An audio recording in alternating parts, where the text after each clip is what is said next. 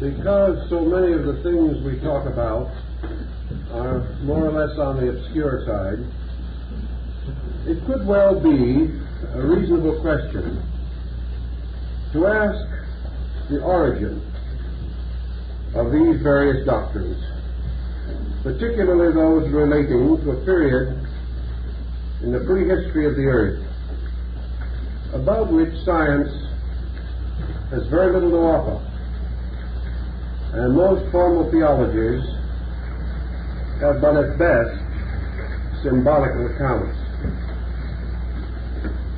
The doctrines with which we are concerned are very old. They have been traditionally received by ancient peoples, apparently out of some strange night of consciousness within themselves. We have to realize that man bears locked within his own being the complete story of himself. How we are going to release that story into objectivity is part of the future evolution of the race. But that man in himself has memories, has strange stirrings, dreamlike, out of the past we know. For at the root of every conscious and objective culture there is legend, lore, myth, strange beliefs, which nevertheless have endured and have contributed broad patterns of concepts to our modern ways of life. Thus, the source of such information has to be internal, and the recovery of certain phases or fragments of it must be due either to the development of extrasensory faculties by the human being, or his willingness to accept the testimonies of others who have possessed such faculties. The average person cannot explore these fields for himself. On the other hand, there is something more to it than this. For out of the great scriptural writings of mankind can be gradually assembled a very powerful confirming tradition, a tradition that has the authority of man's first spiritual revelations given to him by the great teachers of his race. Many of the records with which we are now concerned have existed on a level of recording for thousands of years. Yet here in the West we know little if anything about them. We have not been able to restore the lost libraries of Alexandria. We do not know the fate of the great literary monuments of early Western man. In Asia, however, a somewhat more fortunate condition exists. For while most of the early records certainly are gone, they were faithfully copied and transmitted and preserved through schools of initiated philosophers, schools which still exist, and also in a literature of tremendous religious vitality, which is still a living literature and draws to it the best thinkers, the best scholars of these several Eastern nations. Thus our story is based upon a combination of ancient beliefs, records, transmissions. Records from Hinduism and other Eastern schools, Buddhism, from the Avestas, the sacred writings of the Persians, from the ancient Egyptian Book of the Dead, and the early pre-classical remnants and remains of Greek thought, going back to the period of Homer. All these records, when studied together, restore in general the story with which we are concerned. Therefore, the problem is to put these records together to integrate and organize them, and at the same time to remind the student of the exact nature of this material, which is for his consideration, and which represents, we might almost say, some of the choicest remnants of the old learning of mankind. That this may or may not be demonstrable on a scientific level is evident. But as we unfold the problems more in detail and study the scientific findings of modern man with greater care and thoughtfulness, we observe more consistency between the two than might first appear. And we have much to recommend the thought that these old records become a very solid basis for many of the conclusions which we now hold to be true and evident. In the study of cosmogony, we have the growth of the human body, embryology, as a wonderful guide and aid. In the study of anthropology in general, we have the constantly recapitulating story of social growth. In the study of man himself, physiology and anatomy, even histology, become very valuable guides, for all these stories that we talk about are repeated in the formation of man and the development of his functions and structures even to this modern time. So there is a tremendous analogical integrity about the story. Certainly far more conclusive, complete, and satisfying than the simple concept that nothing from nothing comes, or that the beginning of everything was nothing and the end the same. Thus we have a validity which inspires further thoughtfulness and study, and the recognition that we are in the presence of a very profound explanation, deeper and more complete than those explanations which we follow today. And incidentally, most of the beliefs that we now hold from arbitrary sources are no more demonstrable, no more provable than the ancient traditions. It is simply that they are sustained by a greater number of persons, and the weight of number gives authority. So we will continue our study. We'll go back just a tiny bit, not departing essentially from astronomy or from the basic concepts of the universal machinery as it is known today. And perhaps we are in the presence of an interesting point, that within the last 100 years we have confirmed hundreds of principles and points of interest previously held to be arbitrary opinions. The progress of man in scientific research is sustaining the ancient tradition more with each passing year. So we have a certain confidence based upon this. We go back then to the story of our planet in the age of the fire mist. That such an age existed is almost a scientifically accepted fact. It is among the favorite hypotheses of modern learning.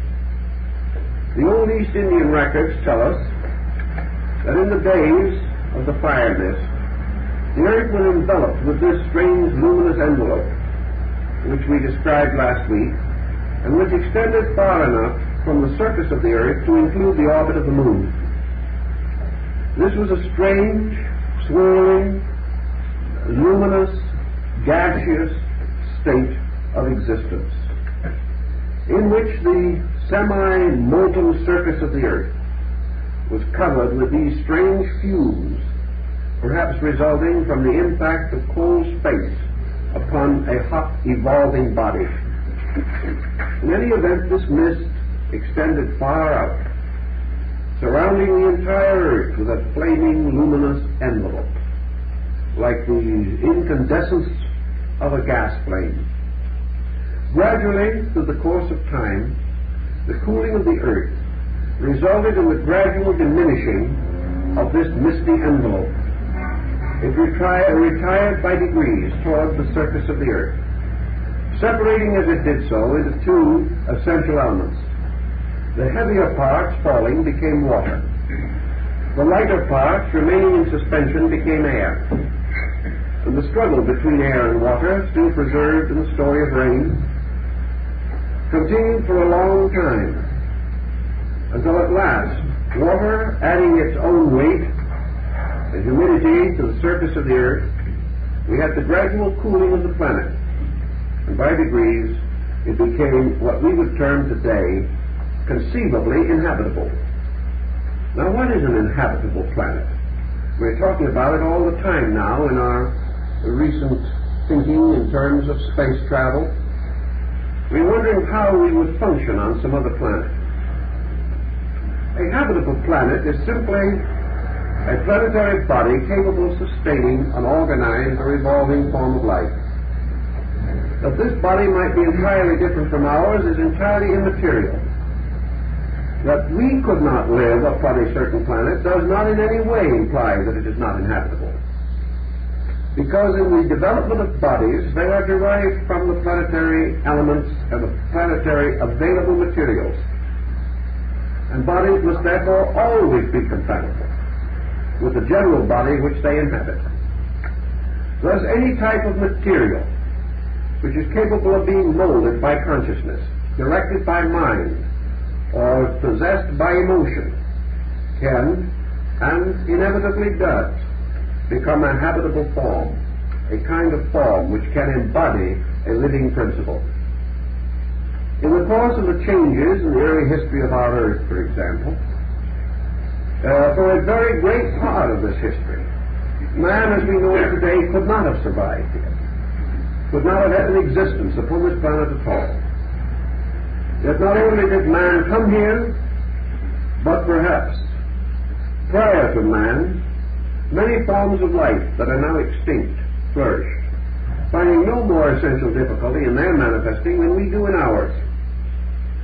All these problems are of little concern to the archaeologist, because searching for human artifacts, the archaeologist and the anthropologist depend so heavily upon fossilized remains. It is obvious that fossils could not exist at a time prior to the construction of forms such as we know them. But perhaps it is well pointed out by the Tibetan philosophy that first man had no bones, therefore he had none to leave in the rocks. But this does not mean that he did not exist. This does not mean that a kind of life could have cultured and flourished and developed a great civilization without leaving any artifacts such as we know. If they did not have these kinds of bodies, they would not need these kinds of houses. They would not dig holes in the sides of hills. They would not sharpen the tooth of the great cave bear. They would not have created stone implements, nor molded primitive pottery and other artifacts. All the things that we find belong to a kind of creature like ourselves. And if there was another kind of creature that did not need these things, then naturally we would find no familiar remains relating to him.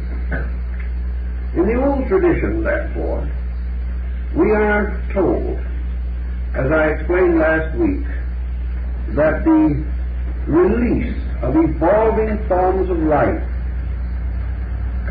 comes about when the bodies suitable for the manifestation of living creatures reach a certain degree of development. The planetary logos, as the Greeks called him, the deity whose body is the earth, and who is a living creature. Plato called him the eternal animal crawling through space.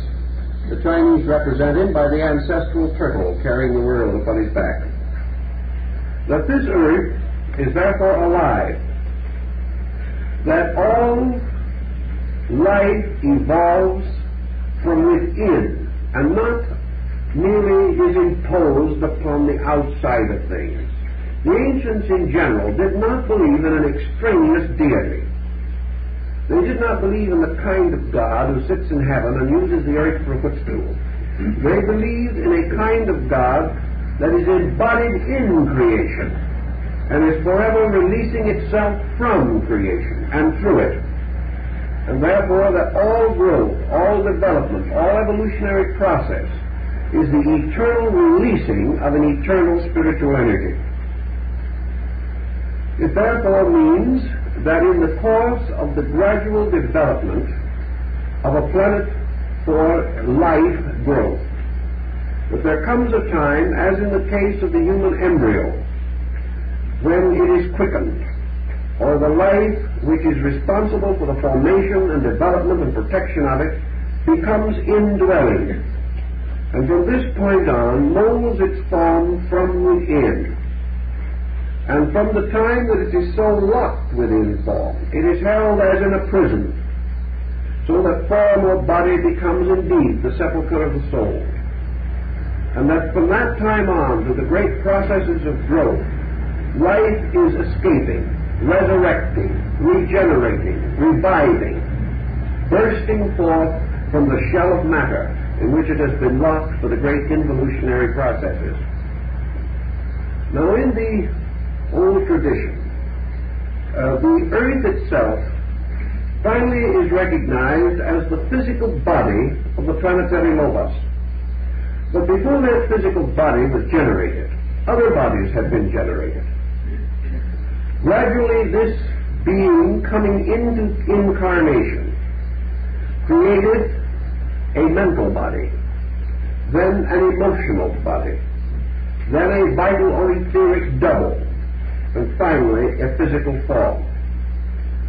Whenever a body is released into manifestation by the generating power of a creating principle, and these bodies were released within the consciousness of the deity by what the Easterner calls will and yoga, generation by the power of the will, not generation as we know it.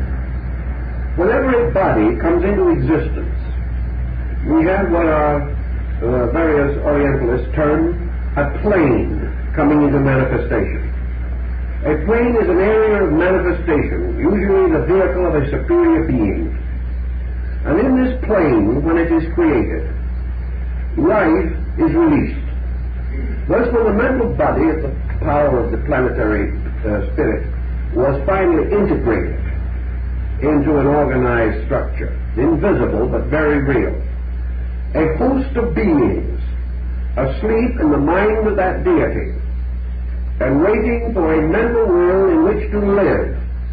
When that body reached a certain degree of maturity, these beings came into existence or into manifestation, inhabited that mental body, and became the natural citizens of a world invisible to us, but no more intangible to them than the physical world is to our type of creation.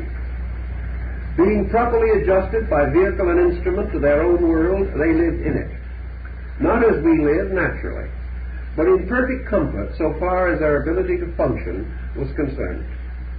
So out of the mind of deity, of the planetary deity, forming the mental body of the earth, were born the sons of wisdom and the sons of night, or the lords of wisdom and the lords of darkness.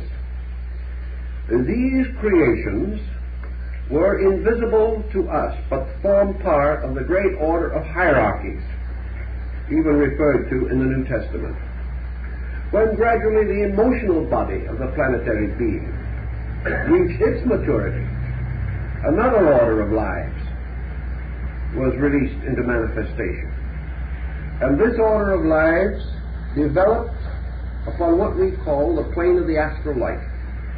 And they had their proper organization, civilization, and culture just as we had. And when the etheric or vital body of the planetary logos was fashioned, another order, called the order of the lunar ancestors, came into manifestation. These represent to us what Paul calls, in ascending order, angels, archangels, and principalities. And as far as our earth is concerned, man is therefore one step lower in this great pattern. But when the physical body of the earth came into manifestation and passed through its preliminary unfolding stages over periods of millions, hundreds of millions of years, it finally became habitable and tenable. And at that time, the sleeping souls, which we call humanity, were brought into manifestation as the fourth great creation.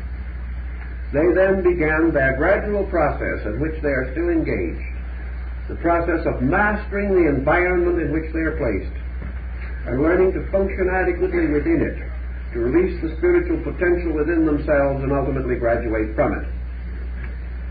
Thus, in the descending order of things, in the invisible worlds around the visible planet, in the rings which we mentioned the other night, the concatenated spheres with the physical earth in the center, gradually these orders, or hierarchs, came into manifestation and began to brood over or meditate upon the surface of the earth.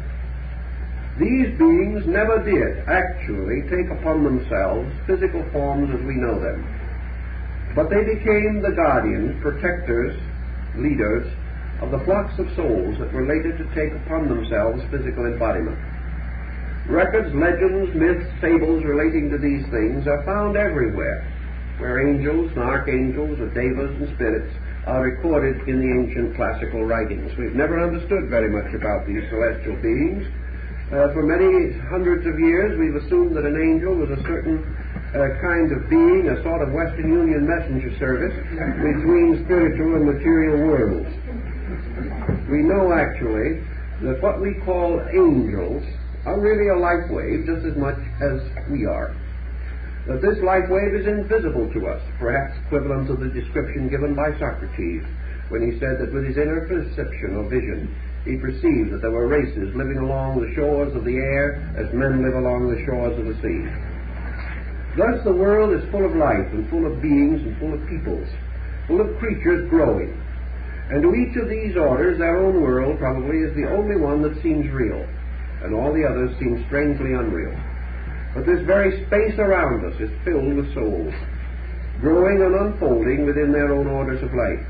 And within the last 25 years, our study of space dimensions is beginning to open to us the possibility that sometime we may be able, mentally and perhaps actually, physically, crossing these space boundaries, by which things in the same place remain unknown to each other because of space or vibratory interval, which can perhaps be discovered in the more recondite dimensions of time and space and the reaction of these two factors upon each other.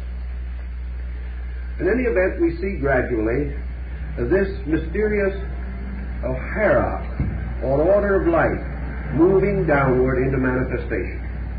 And we find then at the beginning of the so-called embodiment of earth creatures, the gradual beginning of man, support for the old esoteric doctrine that man was the first of creations as far as the physical planet is concerned, that he was actually older than the animals, older than plants, and actually older than minerals.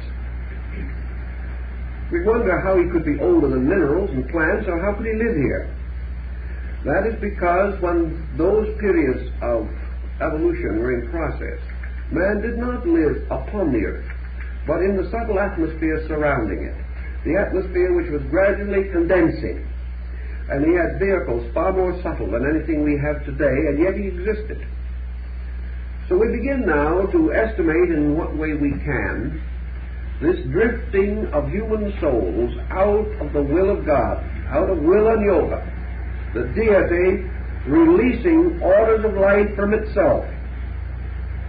And as the proper bodies are fashioned, these forms of life coming into manifestation. Now let's pause and think about this for a moment in terms of something less fantastic, because we are more familiar with it, but actually less fantastic only because we think we are familiar.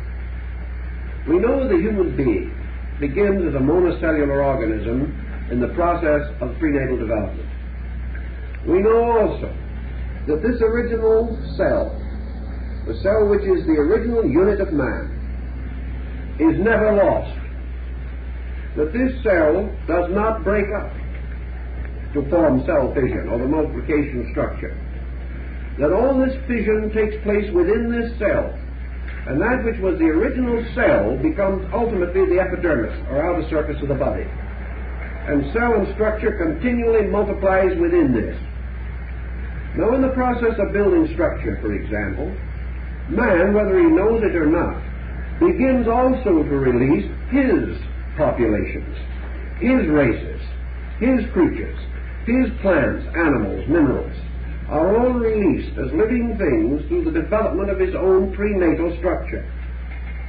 because all the cells in his body, all the minute structures, which must not ultimately become essential to his security, the very living things which make up bone and muscle and nerve, all of these are orders of living creatures that come into manifestation as his own prenatal development permits. Order after order of cell structures are brought out of the everywhere into the here. They have slept in the period between incarnations, but they have slept within the structure, the psychic structure of man himself, and have invisibly been carried like the mysterious creatures carried over the deluge of Noah in the fabled story of the ark. Thus man, growing, is forever bringing forth orders of life. When growth begins at the 5th, 6th, 7th year, orders of life are suddenly multiplied like races. At around the 14th year, orders of life of another kind are released, carrying with them powerful animal or emotional impulses and structures. Again, at maturity, other orders of life are released. And these orders of life are then said to have entered into incarnation and to have become like races or waves of life, citizens of the human body, which ultimately is made up of more living things than the population of the earth. In fact, it is probable that if we tried to count all the living things within man, we would come out with a sum that it would exceed all the human, animal, and plant organisms on earth, all growing out of man, all developing and unfolding, coming into incarnation. Man himself is totally unaware of this procedure. Yet these various lives coming into manifestation also must have general directives beyond themselves. Bone structure, muscle structure, nerve structure, the separate cells are not completely self-directive. They may be able to maintain their own brief destiny, coming into life and out of life again maybe in a few seconds, in the tiny cycle of rebirth which they know. But to each of these orders there must be directives. So we have centers around which this growth proceeds. And a cross-section of the bone looks very much like a solar system. The cross-section of structure reveals organization. And it also reveals that at each of the levels of these populations, there are what the Greeks or the ancient Assyrians called kings, emperors, princes. There are governors of all these different processes. For over each of these groups of cells is a still older and wiser cell.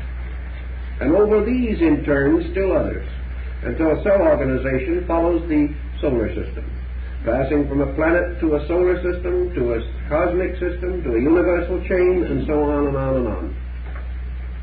Thus, it is not inconceivable to realize that the great embryo of Earth produced life in exactly the same way. We are saying nothing that cannot be in general traced and repeated in our own processes of growth. It is simply a kind of extension of biology into anthropology and cosmogony.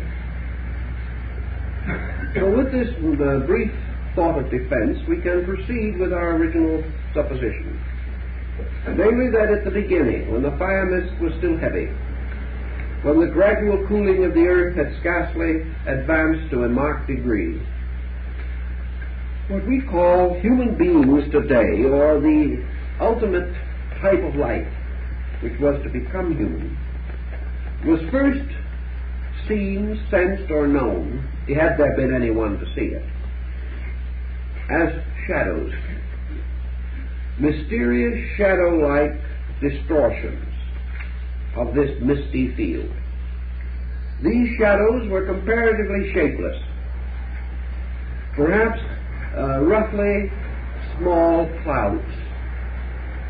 They were somewhat more dense than the fire mist, but they were able to exist in it because they in no way greatly differed from it. They were derived from its very structures, and they gradually crystallized or precipitated with it, so that with the passing of millions of years, as these mists began to settle and began to slowly divide into water and air, these shadows remaining with the watery element descended into that condition in which science believes man originated. Science believing in its famous and traditional charts and graphs that man originally came out of water. He was, however, gradually precipitated out of the fire mist. And as this cooled and became more dense, these shadows, according to the old tradition, became somewhat more dense also, resembling perhaps what we call an amoeba. Now these shadows were never the kind of amoebas that we know, but amoeba is a most intriguing creature. The amoeba is a universal genius. Actually, although we have little respect for him and very slight social contact with him, he is still in all ways completely delightful and a constant source of admiration. The amoeba probably resembles more than anything else a small raw egg. But in spite of the fact that it is comparatively transparent, has no functions that we know, no organs that we can conceive of, no nervous system, no brain, no spinal cord, no mind, no emotion, no taxes, nothing that we are familiar with. The amoeba does exceedingly well for himself. Well, this mysterious little creature is deficient in none of the things I have mentioned. He is simply universal in all of them. When he is hungry, he is totally stomach. When he is not hungry, he has no stomach. When he wants to go somewhere, he is all locomotion, nothing else. When he has arrived, there is no more locomotion factor and anywhere evident in him. If he is in danger, he has a kind of universal sensory perception. Every part of his mysterious jelly-like structure consists apparently of a full developed five-sensory perception. Anything approaching him in any direction he knows about, although he has no nervous system. He must be all nervous system. Any part of himself becomes a mouth at will and encloses anything that comes along. Wherever the mouth is, the stomach is nearby. He's all stomach. Thus this creature seems to carry within himself a universal power to specialize within itself any and all of the functions which we recognize. In this way he is startlingly correct. We would expect him to be correct, and what nature does is done correctly. But from this creature there is no doubt that any specialized power we have, from sensory perception to cathedral building, could well be developed. He is a total potential, first expressing this totality in a total impulse to survive, working with a subtle substance which responds so inevitably to the superphysical part of the being that most of the links, binds, and ties which we know are not even necessary. In the ancient tradition we are taught that this cloud-like thing, which was man, before he knew anything about life as we experience it, was in this way also a total being. And that in the evolution of man, this amoeba never died, never ceased to exist, never broke up, never divided, but that all growth, like in the growth of the cell, took place within it. And it still remains the totality of man, supplying the total field of potential. Gradually, as in the case of the egg, the yolk or nucleus of the cell began to develop specialization, drawing for its survival upon the albuminous field. And therefore the body, or the mysterious depths of this transparent amoebic organism, became a perpetual nutrition for the maintenance and development of the central nucleus structure. Now, when this central nucleus structure begins to develop, it not only has to have nourishment, but this nourishment must lead to something. And in the case of the development of the creature, this nourishment leads to the release of cell structure and the infinite multiplication of cells and the formation of structure. Therefore, not only nutrition was concealed in the protoplasmic field, but also sleeping in this transparent albuminous part were the seeds of all the cell life that would ultimately be manifested through the center nuclear area. Thus, all these forms come from their own circumference to their center and engender there. The same thing happened in this story of primitive man. Primitive man in those days began to draw upon the total resources of this strange cloud, which was a cloud of unknowing so far as he was concerned, but which contained everything that he could ever need. And at that time we are told that these cloud-like, semi-amoebic structures in a misty, humid element, half air, half water, gradually crystallizing, becoming more and more dense. That this structure, this strange, shadowy globule, was immortal. It never died. Therefore, this form is the only immortal form that we know. When I say immortal, I use it relatively. And it goes on for ages and ages, for aeons and aeons. In other words, that this form, this nuclear body, is the first and oldest form and will continue so long as form endures. It is within this field that our division and cellular integration began to manifest. And gradually, within this tremendous area of potential, tremendous in power rather than in size, we see the gradual evolving of man. There is no accurate recording as to the exact size of these clouds, misty shadows. But it has been suggested by early study of records and texts and comparisons that probably the human amoeba was perhaps 10 feet in diameter. And that therefore within this was ample material for the gradual development of structure and form as we know. These forms, these beings not only lived upon a level, they permeated many strata of the Earth's atmosphere. And instead of all living merely upon a surface, they permeated a field extending several miles from the Earth in all directions, even at this late date. And originally, of course, as we say, this field extended beyond the orbit of the Moon.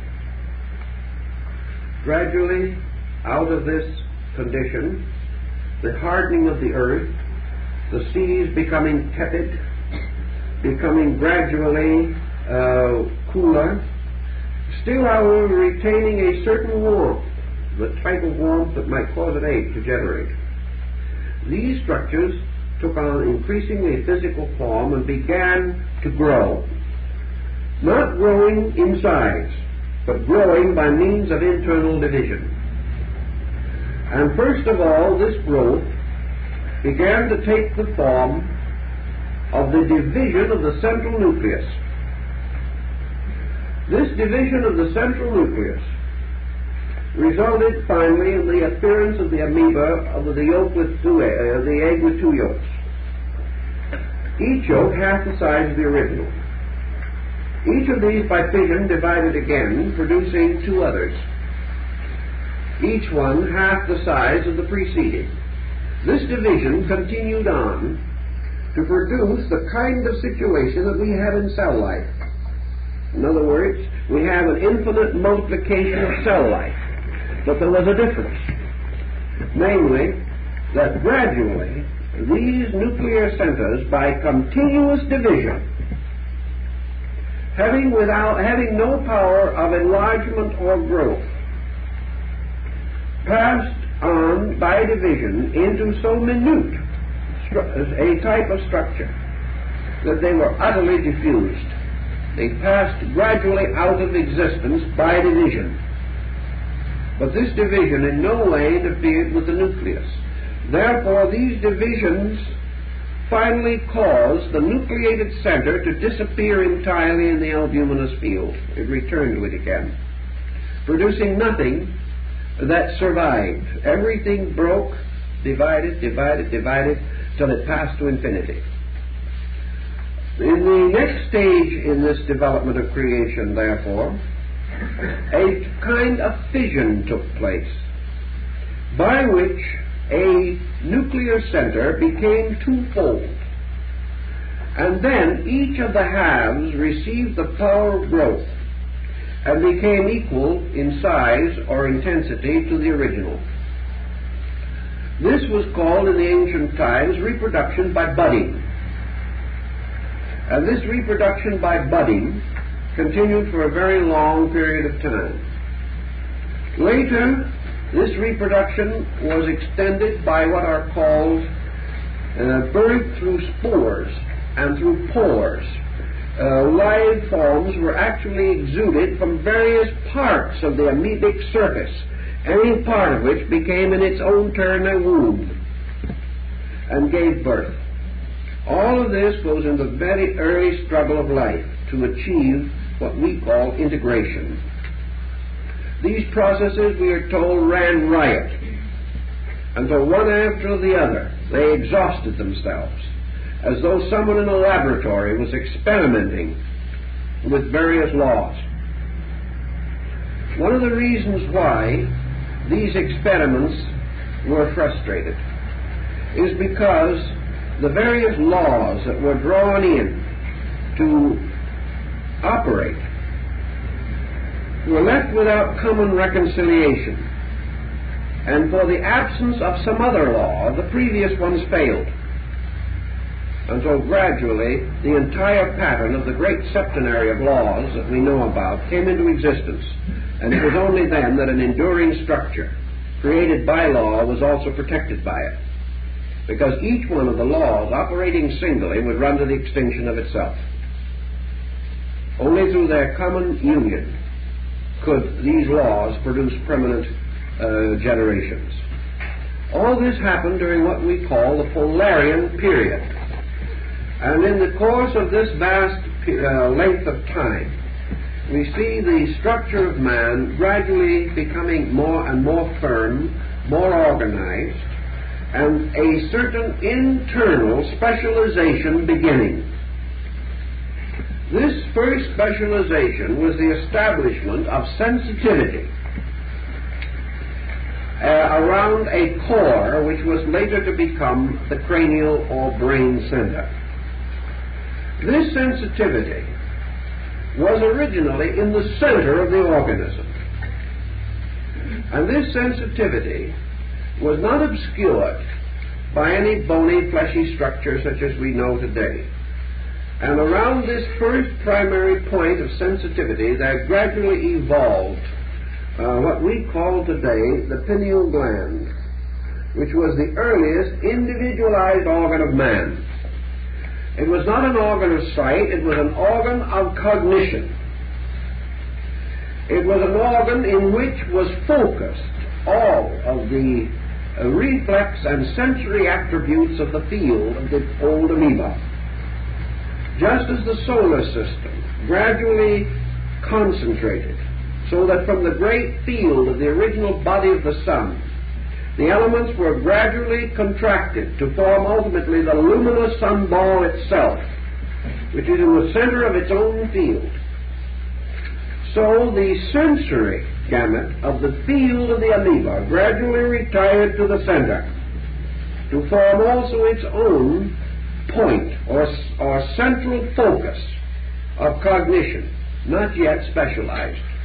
And this cognition we call the pineal gland. This gland, therefore, combined all of the sensory faculties necessary to primordial man. Primordial man now representing our friend the amoeba, who is, however, gaining considerably in stature and dignity in this procedure, and now has reached what some of the old writers call the pudding bag stage. The pudding bag stage being a somewhat better organized structure, resembling an old-fashioned English plum duff.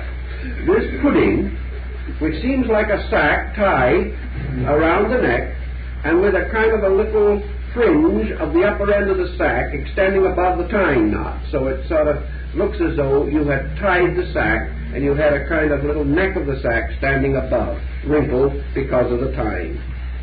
This then corresponded closely to the estate of man at that time. And this little neck of the sack, tied around and seemingly extending outside of the rough sphere of the sack itself, became this organ of specialized orientation, which at that time extended outside or beyond the common structure of the body. This little structure had a number of functions. It had to do with nutrition, observation. It had to do with the sensing or awareness of danger. It had every orientation possible under the conditions of its own existence, which conditions were extremely limited. But this also had an internal awareness, for at that time this creature had greater internal consciousness than external, and it was alive in a superior state and comparatively dead in a physical state. Its cognition materially was almost nil, barely enough for survival. But its internal cognition of its own origin and nature was still strong, and able to therefore have a life of kind of internal meditation in which it still dwelt in space with its sister worlds. It was not bound to the body as we know it. As time went on, we see the same thing happening that happens with the amoeba. When an amoeba wishes to make a trip, it extends itself. It sort of streams out from its own center, creating what are called pseudopods. And these pseudopods are merely extension of the mucus-like substance of the albuminous field. But wherever one of these pseudopods extends, immediately the rest of the amoeba all flows into it, and it takes up its new position. It simply is continually flowing into the extension of itself. This is also one of the best definitions that we have of creative imagination. For creative imagination is always moving in front of yourself, extending some part of your consciousness, and then the rest of you flowing into it and making this dream or ideal a reality. So you always extend beyond what you can do in order to grow. And from that point on, you move in behind this extension until you make it solid. Then you extend again in some direction. And so progress is continuously a kind of an amoebic trotting from one state to another.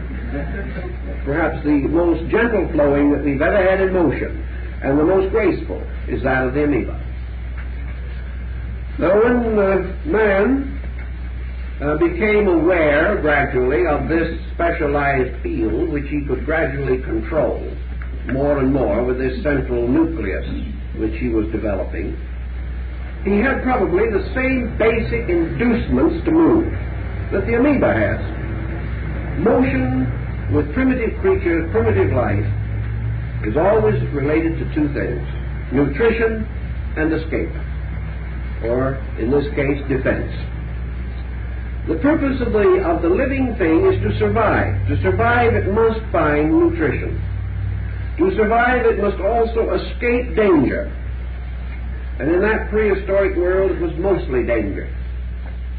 And these primitive forms of life gradually involved not only the pseudopod, but ultimately the extension of members, so that these members were available for the great problem of escape or defense, and also, of course, for nutrition.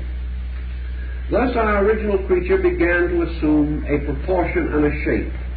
The shape, finally, and the proportion having merely to do with environment, for the body is always built in terms of the situation in which it is placed. It must always meet a kind of need and must supply an instrument for the life within it. And out of the experimentation and struggle of ages gradually emerged the primary shadow of man as we know him. A strange being, perhaps, some have said, looking very much like a man in a diving suit, even more strangely grotesque. A creature considerably larger than man, as he is today.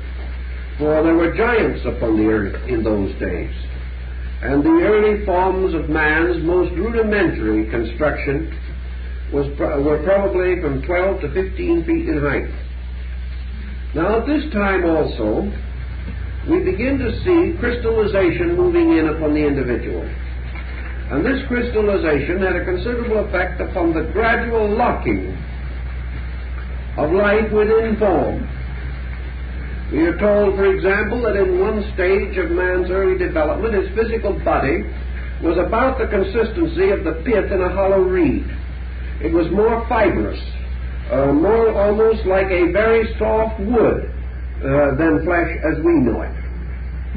The crystallization working upon it from the outside as opposed to the vitalization working from within.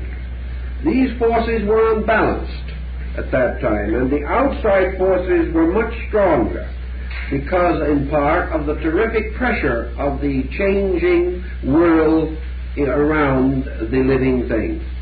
The defensive side of the body had to be intensified. The body had to be protected, made more durable, given a hard surface or shell with which to protect itself, whereas the life within, still feeble, had to energize this form. Dante in his Inferno describes the trees that walk, and perhaps this is a vision of things in the ancient Polarian epic. Through the passing of continuous time, however, these forms are described in the words, and there were hard bodies that softened, and there were soft bodies that hardened. And that which had been originally the hard surface softened, and that which had been originally the soft interior hardened to form the bone. And the protection or covering became less, and the central skeletal structure became greater. In all these processes also, the need for the specialization of sensory perceptions intensified, until by degrees man began to gain the instruments and organizations that he has today. We know, for example, that his eyes began within the brain, and only after a great period of time moved inevitably to the surface. Certainly he would have no eyes until there was something to see worth seeing, until sight became necessary to him. And every faculty and perception that he gained came only when a world situation around him made it necessary, made it advantageous to his growth and suitable to his need. Gradually the Polarian epic produced these rudimentary creatures that were asexual in structure. Reproduction, such as was known of it, was spontaneous and internal, as in the case of a certain number of small, minute organisms even today. And these organisms are the archetypal remainders of processes that once ruled the whole world. Now, as the situation gradually passed and man's first integration in the coarse, rough structure of himself took form, we are told the first great age, or the Polarian, came to an end. The first great continent reached its completion. And these strange ribs that had shot down from the polar cap and had become land areas within molten and hot fields, either with these gases or with hot water, with volcanic vents keeping it constantly agitated, that this first primitive prehistoric world gradually ceased, or we would say was absorbed into the next great epoch, which is referred to as the Hyperborean. Now, the Hyperborean, as I told you, is a term used by the Greeks to represent the land which is above the winds, or the land where the terrible ice and snow never come. Thus, the Hyperborean world, in a certain mysterious way, was a paradise. It was a land of great beauty, a land in which everything was strangely wonderful. It was not a paradise such as we know it, but it was a gradually developing world of clemency in a previous inclement sphere. The great tides of air and fire, the great motions and combustions were slowly ceasing, and out of this came a broad, quiet world. And in this broad, quiet world, the problems of survival began to change. From the immediate need to devote every resource to physical continuance, there came the secondary stage, in which hazards were reduced. And as a result of that, the motions of growth changed their objective purposes.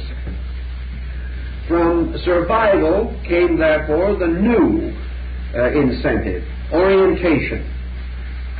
And these primitive forms of life began to have a kind of strange pre-human leisure, a situation in which it was no longer necessary for them to struggle to protect themselves against the terrible combustions of nature. Their problem now was to orient themselves and find a wonderful pastoral world, a world for their own growth. They were given a respite in which to consolidate progress. And in this long respite period, we find the gradual sensitizing, perfecting of the great structural form of man. We find him increasing in development. We find him becoming more like what we know. We find him developing hands and feet, adjusting himself to more subtle activities than previous, but still, remember, only a body. With this same glandular power, the pineal gland, his principal instrument of orientation, still awake and alive internally, living in a heaven world, or a world above the earth, living almost and still in the mind and emotion of the Creator, and not as yet actually precipitated into a physical existence. Therefore, the being itself, which was within and behind this power, lived in a gentle dream state, in which it was aware of its origin, of its spiritual relationship to life, but was still compelled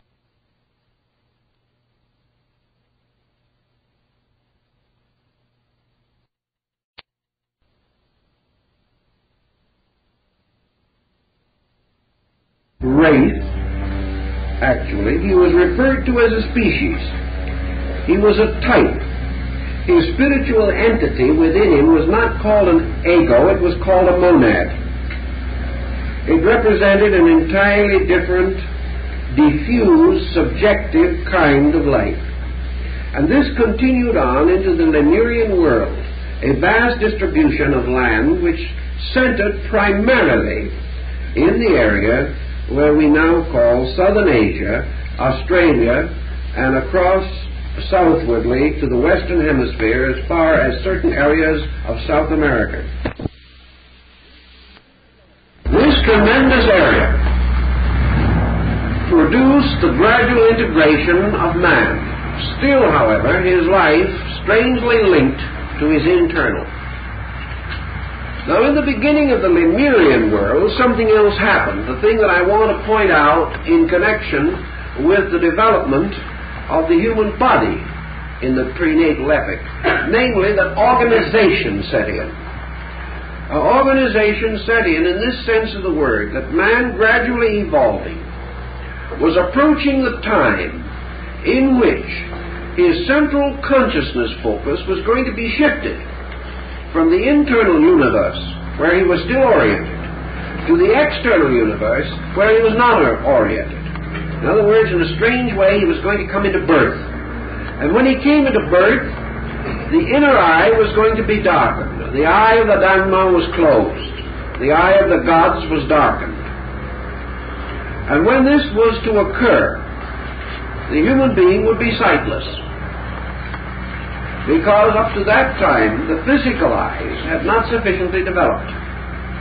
More than sightless, however, the human being was going to be in a perpetual night as far as consciousness was concerned. This newly half-fashioned brain, more primitive than anything we know today, could not possibly carry the conscious experience of himself. He therefore would become a kind of animal, less than an animal as we know him today, a creature wandering around, capable of a kind of motion, capable of a measure of pain and misery, capable of all kinds of reactions to environment, and yet incapable as yet of self-administration. And it was then, according to the ancient tradition, that during this period, that the parental power moved in the form of the great mystery schools.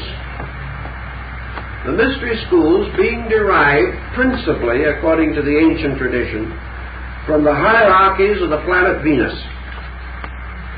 And these mystery schools moved in the parental capacity. They were to be the fathers and mothers of the sleeping race. They would have to supply from the outside the power of the shepherd king. They would have to become the leaders and directors of this new human race or kind, until this race was capable of administering its own destiny. So according to the old Ayan records, it was at this time that the great mountain of Meru became the home of the gods. And it was at this time also that the great heart center of Shambhala was set up. And the mind and heart that was necessary to man was supplied by these orders of adepts, who became the ancient ones, the strange messengers of the gods who came from other worlds. And it is said that when the lords of Venus, as lords of wisdom, did bring their message and their presence to the earth, that they also brought from their own planet something for the service of man, and had left it with him to remain a mystery which he has never been able to explain, and that is the mystery of wheat, which is supposed to have originated on Venus and has become the bread of life. So the ancient principles, or the ancient protectors, the lords of Venus, were returned as some the lords of the shining face, and they were the guardians of the children of the sun and moon, and they were the leaders and ancestors of the great rishis, sages, and saints who became the teachers of mankind. Gradually, the human race, the human structure, was moving towards further integration. And in the fourth subdivision of the 7 parts of the Lemurian cycle, the scales tipped and the species became a race. And this occurrence was the result of a series of factors precipitated by nature, by the great laws of inevitable growth, under the direction and under the administration of the great schools that had been founded to protect and maintain this process. 2 things occurred that were of the greatest importance. One was the establishment of man's present upright carriage, by means of which he tuned his spinal cord into the vertical energy moving from the earth, and also the descending ray of the sun. The second was the differentiation of sex and the end of the androgynous being that reproduced itself.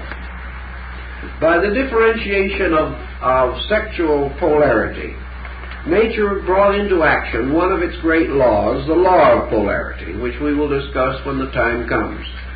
And by means of this, the great magnetic field, which was behind the physical body of man, broke and formed what we would say a broken letter 8, or number 8.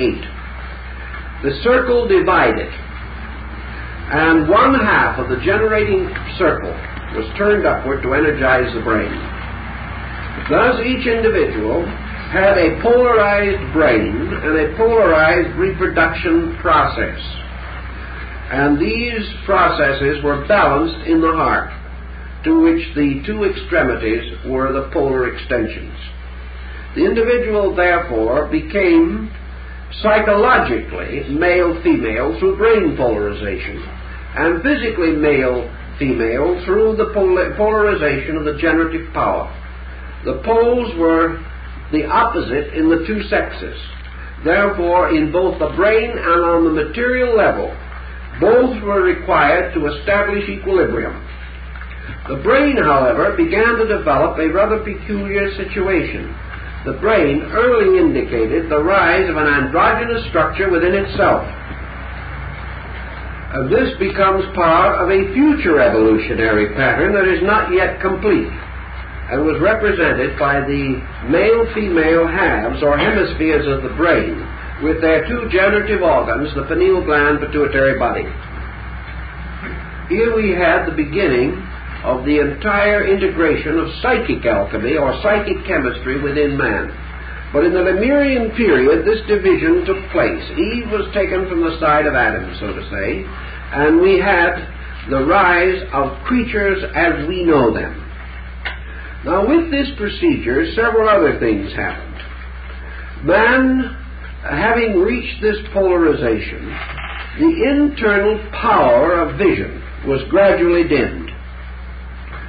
The dimming of this power of vision brought man psychologically to the great dark curtain that divides human memory from the pre-state from which it came. Gradually the eye of the gods was darkened, and the individual was precipitated into this mysterious sphere of unknowing. The single eye closed, the two eyes in due time opened, and man saw a world around him and no longer remembered a world within him. This caused him to become a sort of orphan, a wanderer, forced to earn his bread with the sweat of his brow, forced to go forth and wander upon the face of the earth, searching for the promised land. In the Lemurian epic also, we see certain other things beginning to manifest that are important to us. It was at this time that the power of speech was added to man, because the speech center had much to do with the positive pole of the generative system. It is therefore that man is said to be able mystically and religiously to create with the larynx, and therefore will create by means of the spoken word. There are many important elements involved in this symbolism, but many of them also rest in the future of things. But man, gradually developing speech center and power of speech mimicry, derived his earliest sounds from nature around him. He attempted to copy the sounds of animals, birds, other creatures, and also the natural sounds, and through mimicry gradually gained the power of self-expression. During this period also something happened that means very little perhaps to us, but became a tremendous factor in evolution. Man is composed of 5 elements, 4, and a mysterious 5th element, which is called Akasha in Asia, and Azoth by Paracelsus. The 4 elements are represented by the fingers on the hand. The mysterious 5th element is represented by the thumb. The primitive man, like the anthropoid and even the monkey of today, had a thumb which was a 5th finger. In the Lemurian era, the thumb was separated from the fingers and moved against it. So that from that time on it was not another finger. And with it came the individualization, gradually, of man's ability to advance the power of self-will. For self-will has long been associated subtly with the thumb. And man is the only mammal with a thumb. And this seemingly has become a distinction. He's recognized many other distinctions and bids for glory, but he seems to have overlooked this one, which is perhaps one of his greatest attainments. It took him a long time to get that far. But now he disparages the whole thing, but when he's particularly awkward, says that he is all thumbs. But really, it took him a long time to get that good. With this thumb working against the fingers instead of with it, man became the architect. Man became capable of making things. He became capable of discovering fire, of creating pottery. He became capable of making crude instruments, of holding the primitive hatchet, of doing various things which the animal could not do. And by his thumb, he had gradually obtained victory over the rest of creation around him. This happened in this period also. And gradually, during the Lemurian epic, particularly the last three divisions of it, we see the emergence of the world we know. It was pretty crude at that time, rather primitive, perhaps very much like some ideal geological landscape of the ancient world as we restore it, where all the plants looked like asparagus and all the animals were 30 or 40 feet high. But this was the primitive world, the world in which man first gained a consciousness of his own existence. It was here that he began to think as a human being, awaking by degrees only from this strange dream and losing with it the dream of the heavens and the invisible spheres of which he had come. Here now it was necessary for him to bear his kind in pain. Here it was necessary for him to defend his young. Here he became suddenly a responsible being in nature. And it took him a long time to achieve all these ends. Gradually the Lemurian period drifted along toward its natural termination, but before the end came, man had done one more thing that was interesting and important. He began to move great masses of rock. And out of this period we begin to find what are called the monolith builders. They carved no stone, as we would say it. They inscribed nothing upon rock. But they raised great monuments of rough stone, mostly untrue.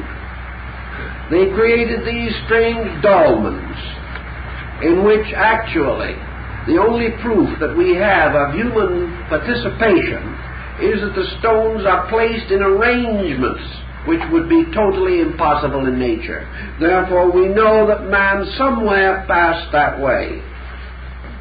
He seems to have had the beginnings or the foundations of his religious instincts.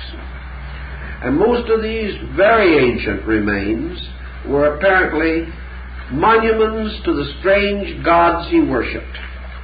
Now, in this period also, he was under the leadership of these progenitor leaders who came to him. And these progenitor leaders did not come to the Lemurian man as some strange, wonderful sage descending with a long white beard from a mountain. These lords of Venus actually took upon themselves the bodies of the Lemurian people and worked through them, so that they were apparently their own kind. But they were the ones who were different. The ones primitive man still records, that of a tribe or a group, one or two would have a strangely internal neurotic kind of life, to become the medicine priest, the Holy One. When they took on these forms, the lords of Venus were no longer internally conscious of their own destiny, but became involved in this tremendous motion of society. Now also in this period of the Lemuria, this division took place in these hierarchs.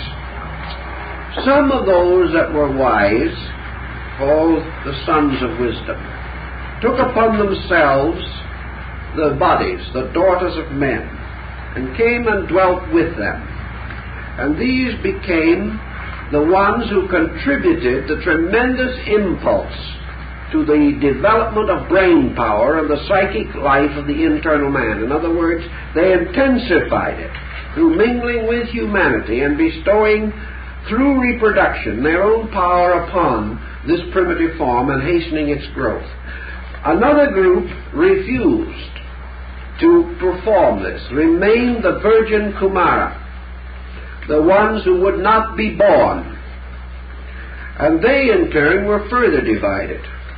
And among those that would not be born were to later come not only the saints or great sages, but also the beginnings of black magic and sorcery. That group divided.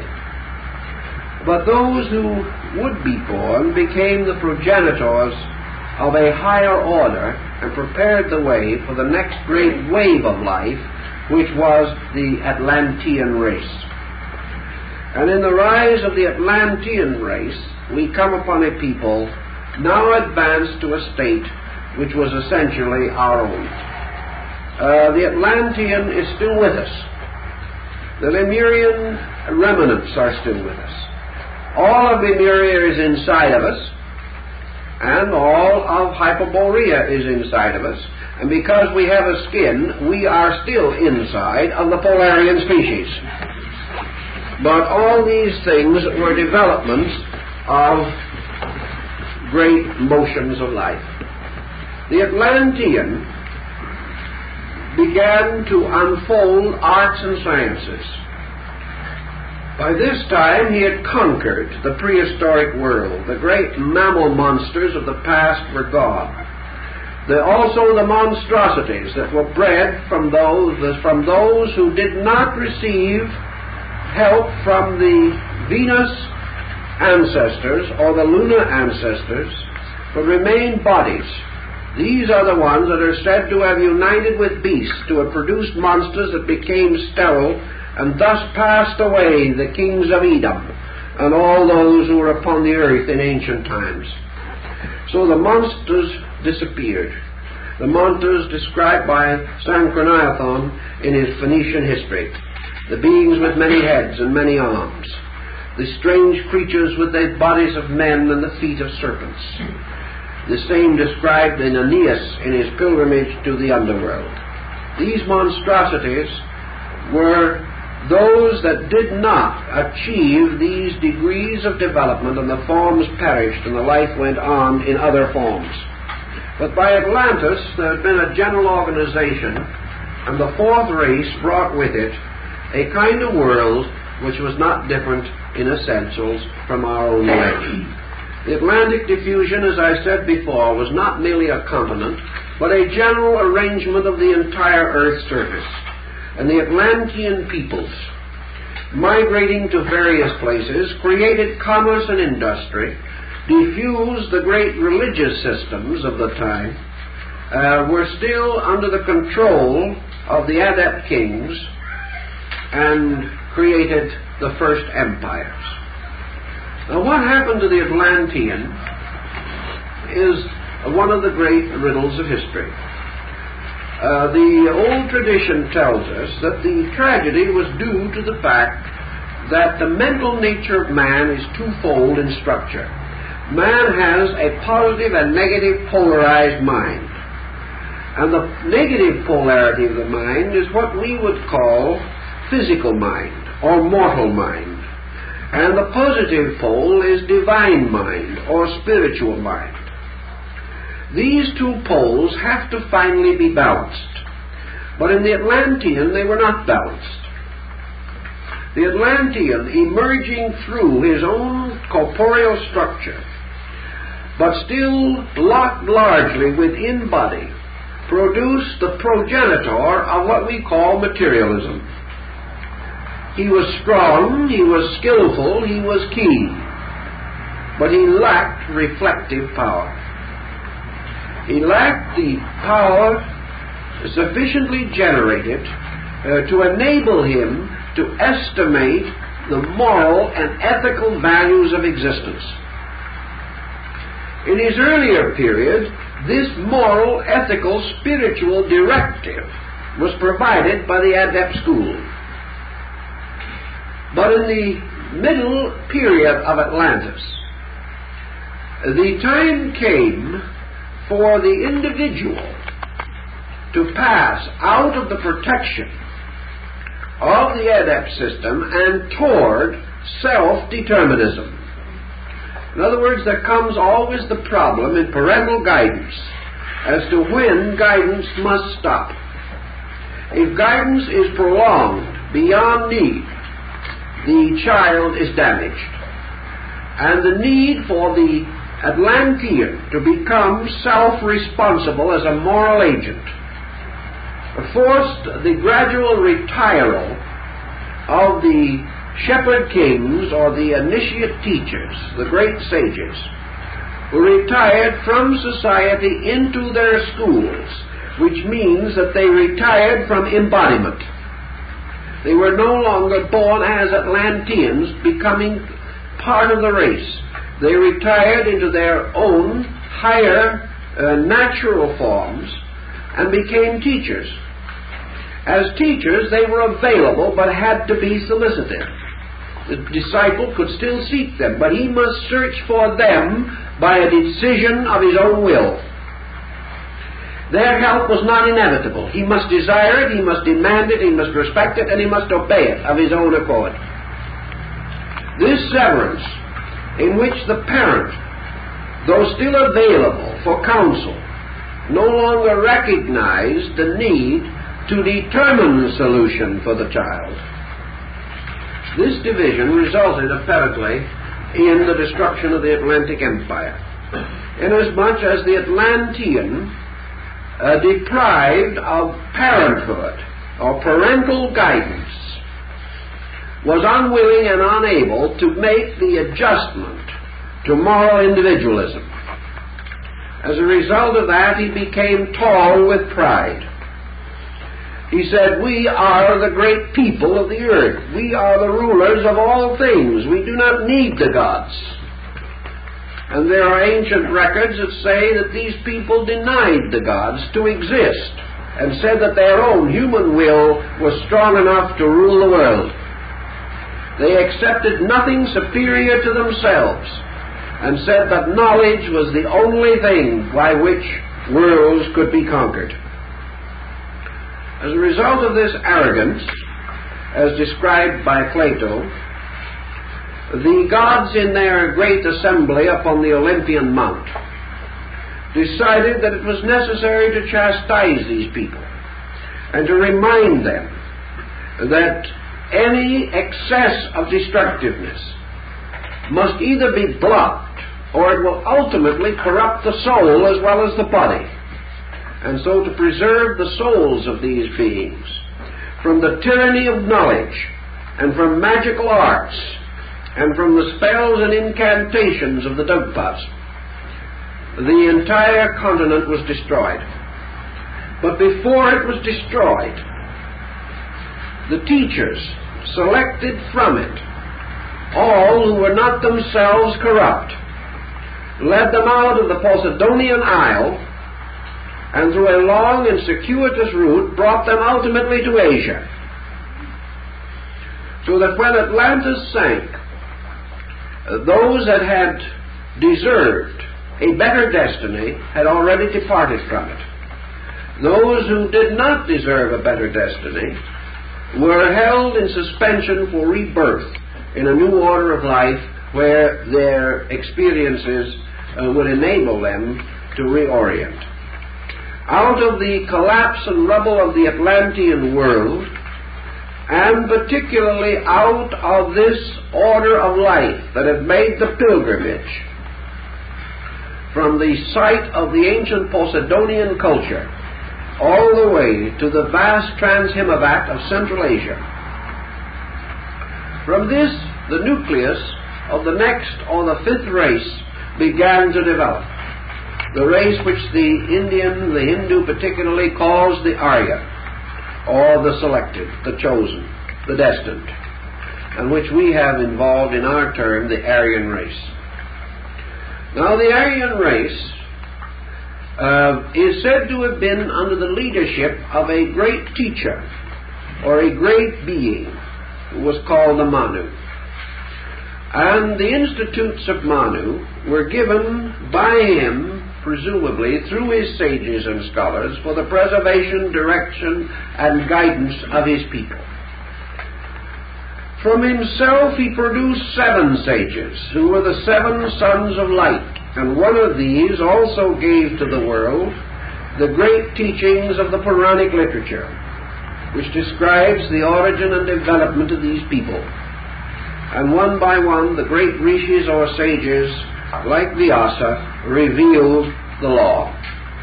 The Vedic writings were also given. And in the course of time, the will of the Manu was impressed upon the entire culture of his world. Now it is said that after the great migrations and the long and difficult troubles that were attendant upon the formation of the race, there is an ancient legend that the Aryan race, as we know it, began with 25 families, which alone had survived the numerous vicissitudes which were involved in this tremendous migration, and also in the tremendous culturing process that nature was attempting in this womb of races high in the mysterious land of Gobi. In any event, the Manu, or the leader, became not only the father of the race, its teacher and its progenitor, but he bestowed upon it, as was always the case with races, bestowed upon it the seed of its own survival. And the race lives because of the generative power of the Manu, who set in motion the line of descent and made the race fertile rather than sterile. The Manu also, the great leader of the race, has been absorbed into the race itself and is part of its internal structure and will emerge only when the race is complete. Now this race, starting its tremendous migration, broke into a number of sub-races, for each race has 7 sub-races, and each species, prior to the individualization of a race in the earlier period, had 7 subspecies. The Lemurian was unique. It had 3 species, 3 sub-races, and a link between them, which was a combination or joining of species and race, or the tipping of one into the other. The Atlantean had 7 sub-races, and the Aryan has 7 sub-races. Now, of the 7 sub-races of the Aryan, the first, of course, was the father-mother race, the total body of the Arya. This total body of the Arya is embodied, personified, and represented psychologically by the great archetypal symbol of the Manu, who is the race. The race, therefore, becomes his children, his progenitors, and the division or individualization of himself through the race. It is also the Manu, or the power of the race, that must ultimately be restored or resurrected through the restoration of the race. In the perpetuation of the species, 14 divisions of Manus are established. 7 arising at the beginning of sub-races and 7 at the ends of sub-races. And these 14 together represent the great legal structure or extensions or differentiations of the one leader or the one teacher himself.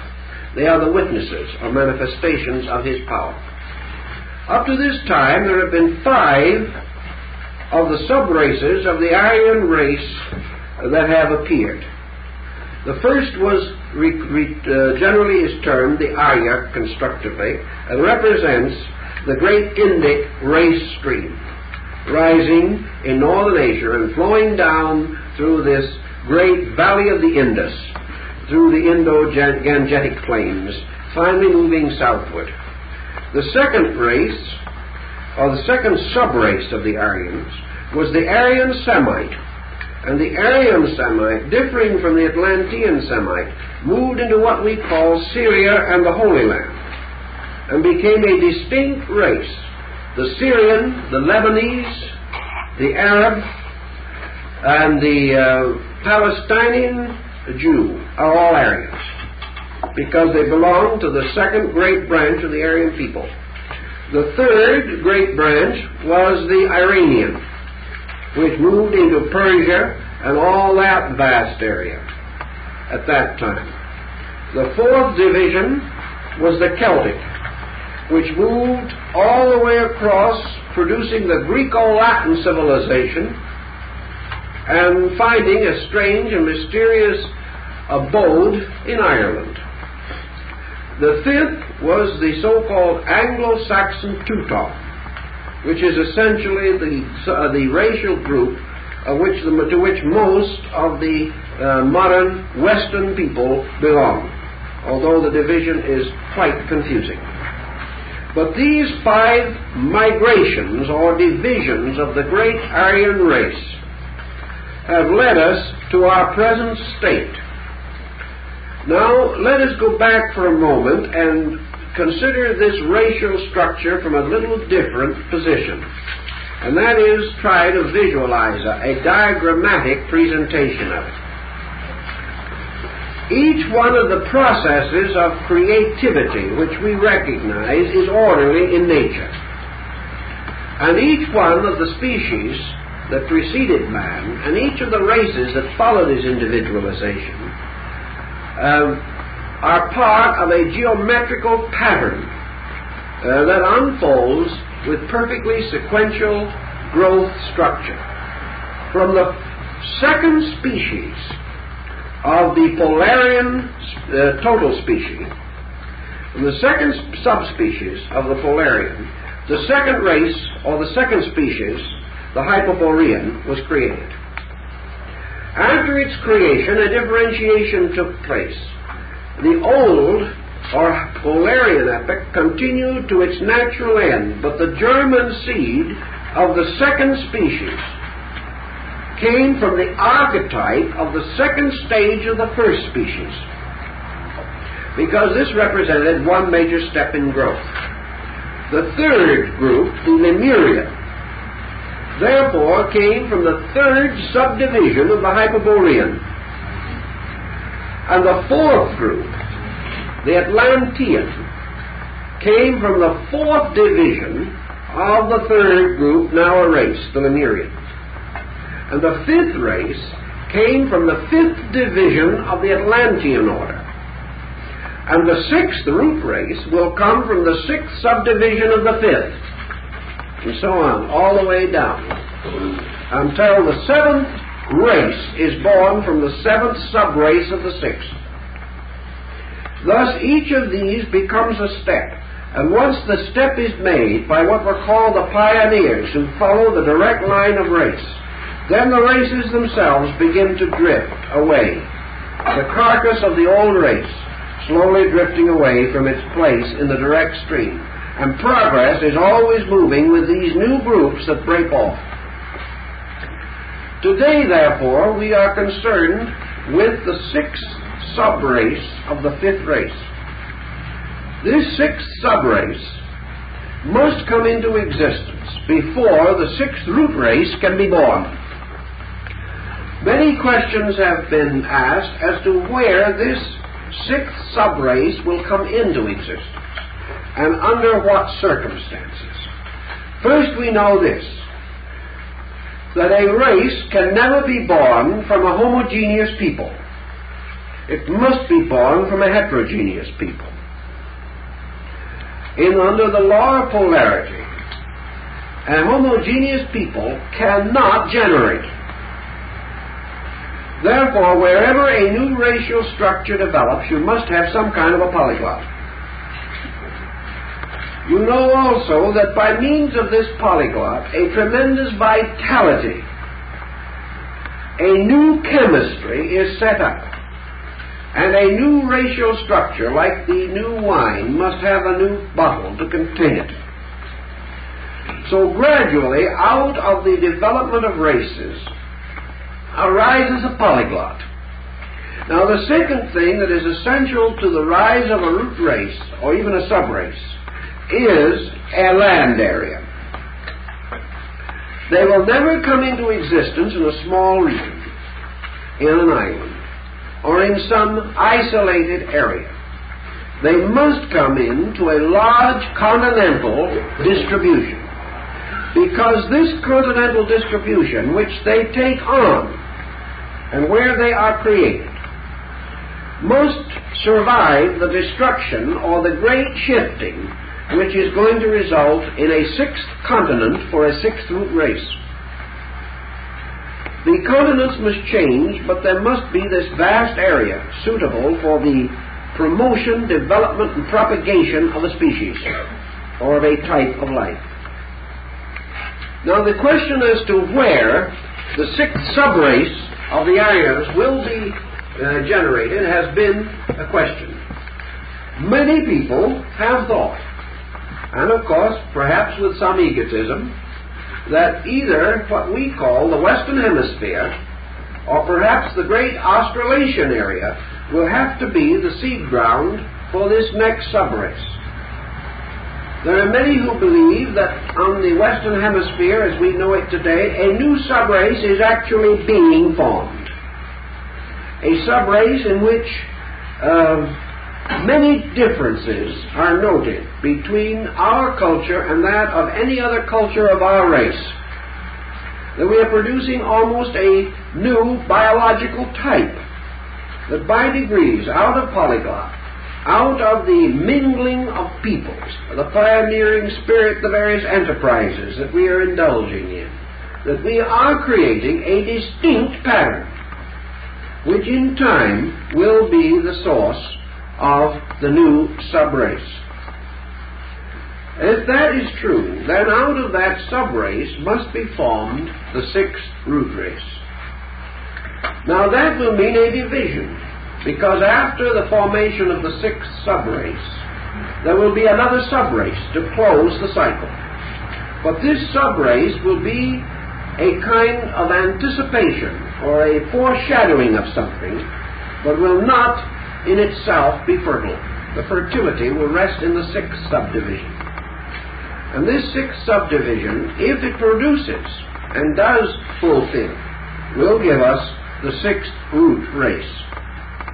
Therefore, the sixth root race must be formed to a measure or to a degree somewhere in the great area where the sixth subrace of our race functions.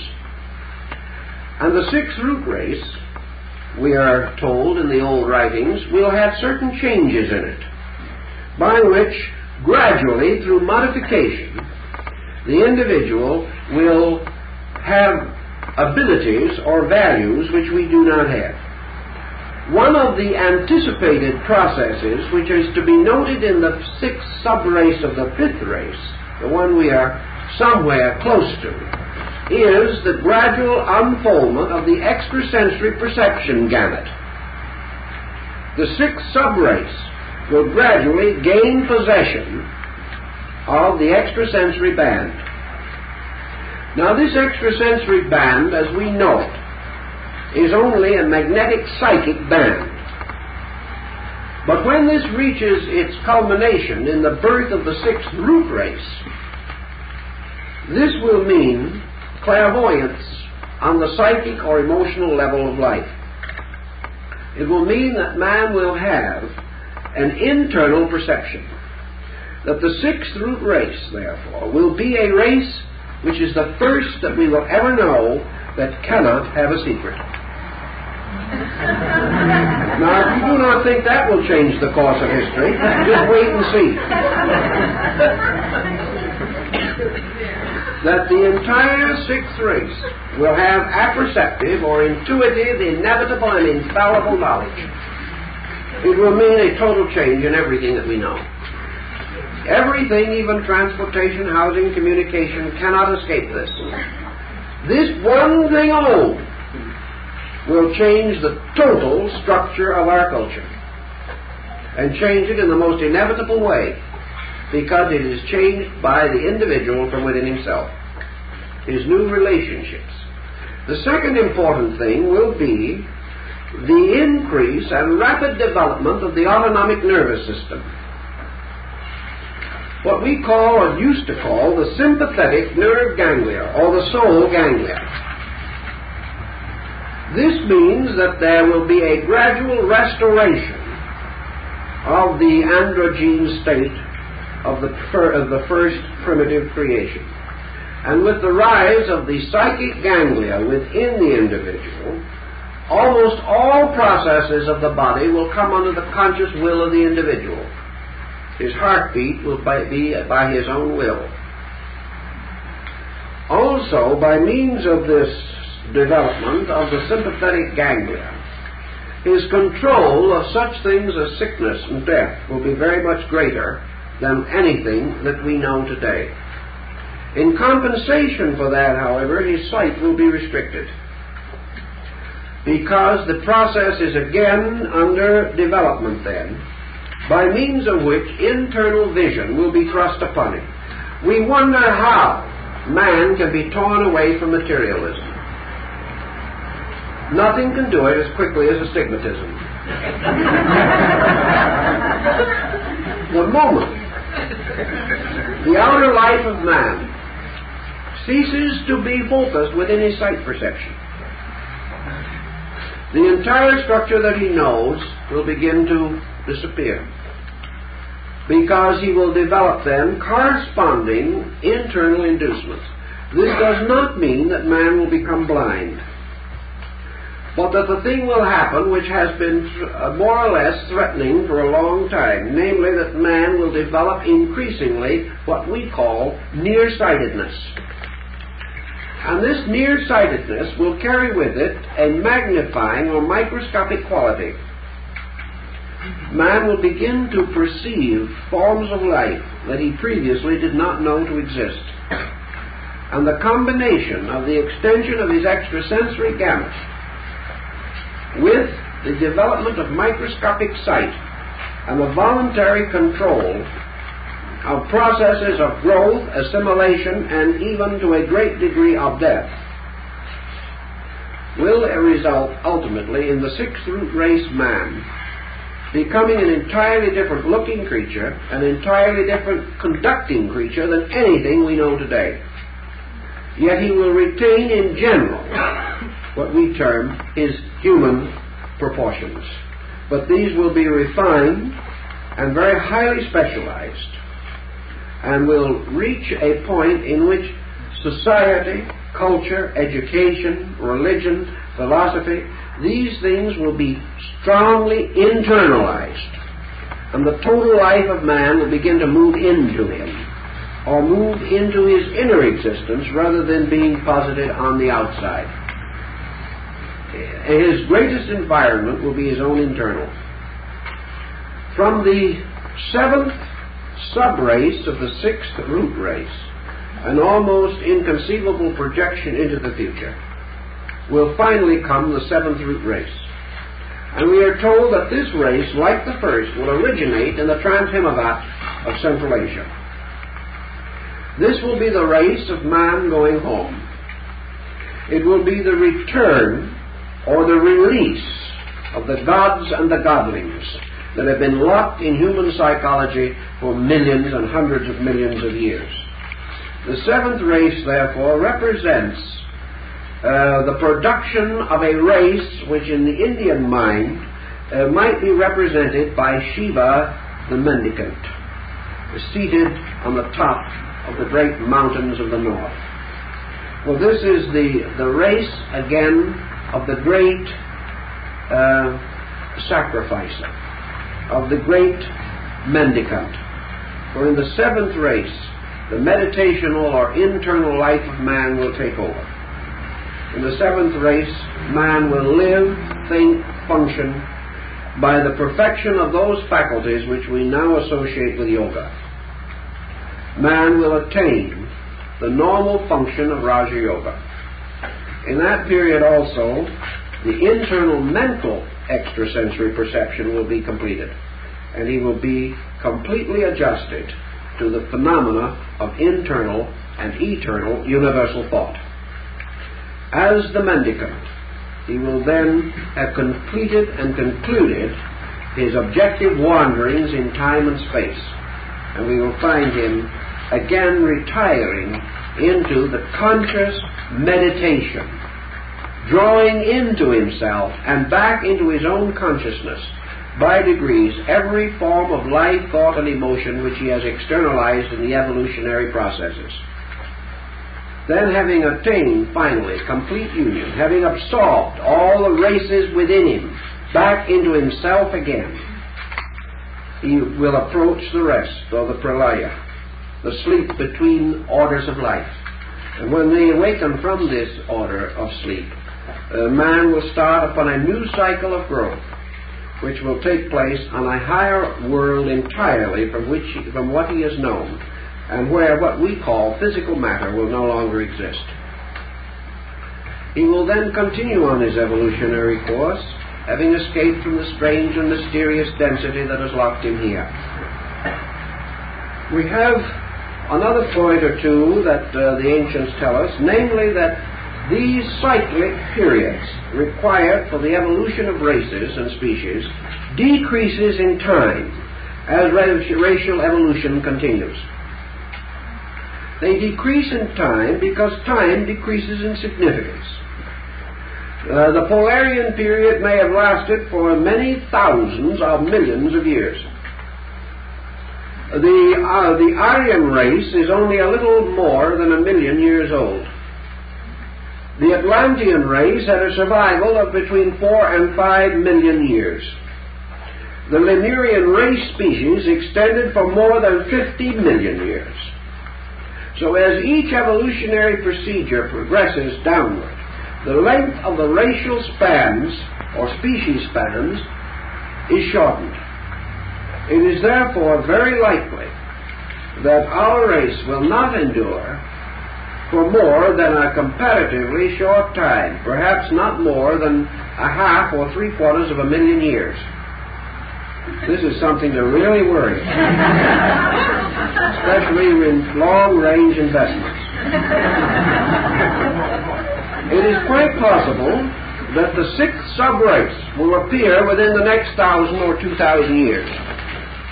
It is also quite possible that the sixth root race will be born within the next 100 or 200,000 years, more to the degree that we become aware of it. And it is quite possible that the sixth root race in its total extension will not survive more than 500,000 years. These periods are constantly decreasing in time for the reason that man is outgrowing the experience boundaries placed by time. We realize this even in our daily living when we hear someone say, well, more happens to us in a year than happened to our ancestors in 50. We know this is happening. We know that the psychic life of man is functioning much more rapidly than ever before, that this tempo continues, and thus man's increasing consciousness is forever contributing to the rapidity of his growth in these various cycles. And as we get nearer to the end, the cycles diminish in length, so that the golden day we look for may not be as far off as some have imagined. We are past that terrible nadir in which we confronted the Atlantean deluge. The fourth subdivision of Atlantis, the division which led ultimately to the deluge, and from which the fifth race began, from the survivors. The fourth division of Atlantis was the low point in the great involutionary arc of man. At that time, the evolution of man reached its lowest and most material state, and from then on, evolution has taken over. And growth is now inevitably and eternally upward. Man may, as he usually does, ascend a little like the crab by walking backwards. And in every cycle, there are arcs in which things fall away, and there seems to be a loss or a breaking up, a death of something. There are what Plato calls sequential eras of sterility and fertility in nature. And there will be materialistic ages, and there will be idealistic ages, and there will be scientific ages and philosophic ages. And there will be times in which it seems that man is bent upon destroying himself, and other times when his nobility will shine forth with unusual splendor.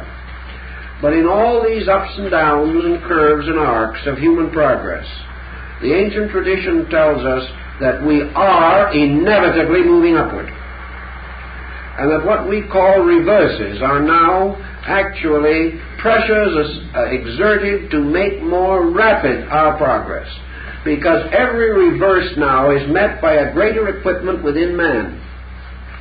And because man is better able to know than ever before, he is better able to meet adversity and grow directly as a result of it. This goes on and on and on, and means that the cycle of races is shortening, and that the degrees of attainment are also increasing in importance. The ultimate degree being that of the return of the race to its homeland, the close of the great cycle of humanity, which closes where it begins in the mysterious northlands of Asia, where the race goes home to sleep, and where once again the earth receives into itself the souls and beings of these creatures. Bodies then go to sleep. Souls now consciously able to leave them, depart and return to their own estate and await embodiment in the next great order of life, an order of life infinitely higher than what we have.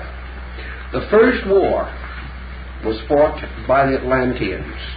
The last war, it is said, will be fought before the end of the fifth root race, and that in the sixth and seventh war will be unknown.